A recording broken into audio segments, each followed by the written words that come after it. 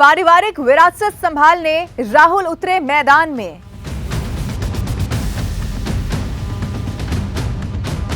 इस बार भी प्रियंका दिखेंगी सिर्फ चुनावी प्रचार में।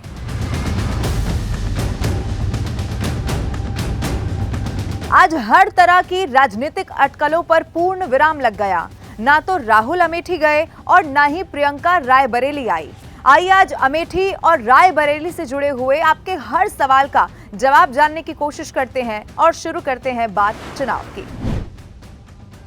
बड़ी देर से आई लेकिन आखिरकार कांग्रेस की वो लिस्ट आ ही गई। ये वो लिस्ट जो सिर्फ 2 सीट के लिए थी, अमेठी और रायबरेली। रायबरेली से तो राहुल गांधी तक ठीक था, लेकिन अमेठी से एक नाम ऐसा आया जिसने सबको चौंका दिया और वो नाम था केएल शर्मा का। आगे मैं आपको केएल शर्मा की दावेदारी के कई सारे कारण क्या हो सकते हैं वो सब कुछ बताऊंगी, लेकिन उससे पहले बात रायबरेली की करते हैं, जहां से अब औपचारिक तौर पर उम्मीदवार हैं राहुल गांधी और उनका मुकाबला है भारतीय जनता पार्टी के दिनेश प्रताप सिंह से। वहीं राहुल गांधी जो कि वायनाड से चुनाव लड़ रहे हैं, मौजूदा सांसद हैं और अमेठी से लगातार 3 बार जीत दर्ज करने के बाद जिनके किले में सेंध लगाई स्मृति ईरानी ने, वही राहुल गांधी अब अपनी मां सोनिया गांधी की विरासत को जो संभालने के लिए रायबरेली है उसकी तरफ अब मुड़ गए हैं।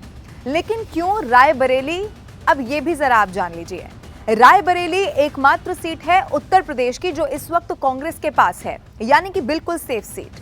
अब ये वही सीट है जहां पर दशकों से कांग्रेस का कब्जा रहा है। फिरोज गांधी से लेकर आप इंदिरा गांधी देख लीजिए और फिर सोनिया गांधी भी अमेठी छोड़कर रायबरेली ही आई थी।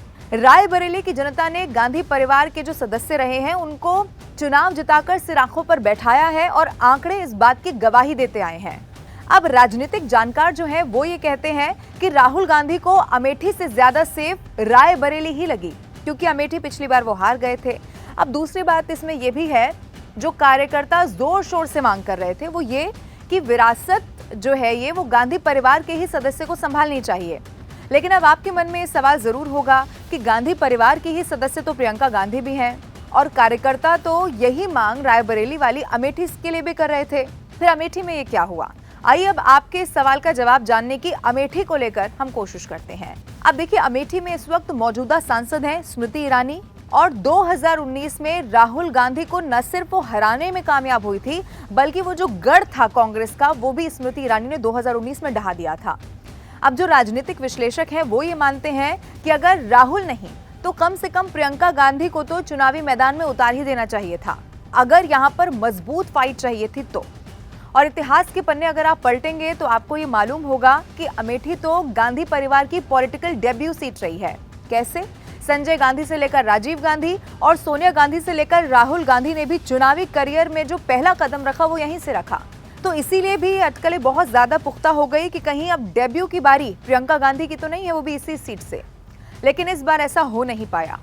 अमेठी से कांग्रेस ने प्रत्याशी बनाया केएल शर्मा को, यानी कि गांधी परिवार से कोई उम्मीदवार यहां पर नहीं उतारा गया। अब सूत्र इसके पीछे कई सारी वजह बताते हैं, वो मैं आपको बताती हूँ।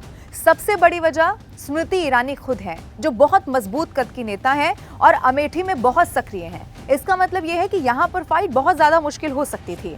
अब कांग्रेस को दशकों से कवर करने वाले हमारे सहयोगी, जिनके विश्वसनीय सूत्र ये दावा करते हैं कि राहुल गांधी ये नहीं चाहते थे कि परिवार के तीनों ही सदस्य चुनाव लड़ें या फिर किसी पद पर इस तरीके से रहें, क्योंकि अब सोनिया गांधी तो राज्यसभा चली गई हैं और इसके पीछे का कारण सबसे बड़ा जो लगातार परिवारवाद पर घिरना है वो माना जा रहा है। अब ये सारी बातें जानने के बाद भी आपके मन में ये सवाल जरूर होगा कि आखिर इतनी हॉट सीट यानी कि अमेठी पर केएल शर्मा जिन्हें प्रत्याशी बनाया गया उसके पीछे की रणनीति क्या है। अब ये पीछे की रणनीति क्या कहती है ये मैं आपको बताती हूँ। यानी कि केएल शर्मा है कौन? उनका पूरा नाम किशोरी लाल शर्मा है, जो गांधी परिवार के बहुत करीबी हैं। पंजाब के लुधियाना के वो रहने वाले हैं। अब आप ये जान लीजिए कि 1983 में राजीव गांधी के साथ रायबरेली और अमेठी में उन्होंने कदम रखा। अब बाद में राजीव गांधी के अचानक से जब निधन की खबर आई तो गांधी परिवार से उनके रिश्ते पारिवारिक हो गए और वो गांधी परिवार के लगातार करीबी होते चले गए। फिर 91 में राजीव गांधी की जब मौत हो गई तो उसके बाद शर्मा ने कभी शीला कौल के साथ काम किया तो कभी सतीश शर्मा के लिए उन्होंने बहुत मदद की ग्राउंड पर। अगर कुल मिलाकर कहा जाए तो निष्ठा और वफादारी का जो इनाम है वो केएल शर्मा को इस बार मिल गया है।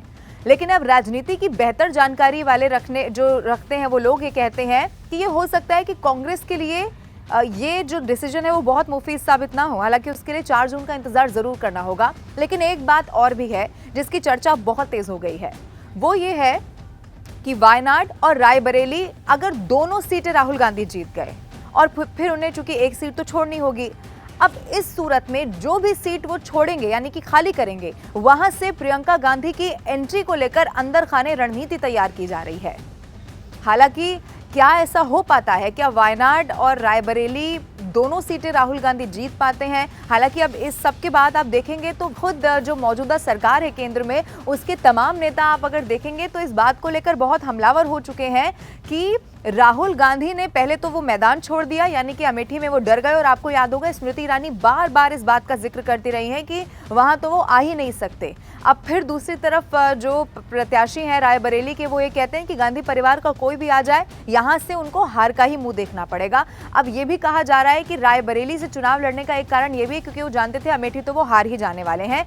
लेकिन इन सब के बीच में अब ये जो डिसीजन है वो कितना मुफीद साबित होता है? क्या रायबरेली से चुनाव लड़ाना राहुल गांधी को और अमेठी से किसी और को प्रत्याशी बना देना, गांधी परिवार से किसी को टिकट नहीं देना? क्योंकि आपको याद होगा खबरें तो ये भी थी कि रॉबर्ट वाड्रा भी चुनाव लड़ सकते हैं, लेकिन ऐसा कुछ भी नहीं हुआ है। तो ये कितना मुफीद साबित होगा कांग्रेस के लिए, इसके लिए थोड़ा सा और इंतजार करना होगा। यानी कि 4 जून का जब रिजल्ट घोषित होगा और ये पता चलेगा कि रायबरेली के साथ साथ अमेठी और ये जो एक नया दाव चलने की यहाँ पर कोशिश की गई खासतौर पर अमेठी के लिए, वो कितना काम आने वाला है कांग्रेस के।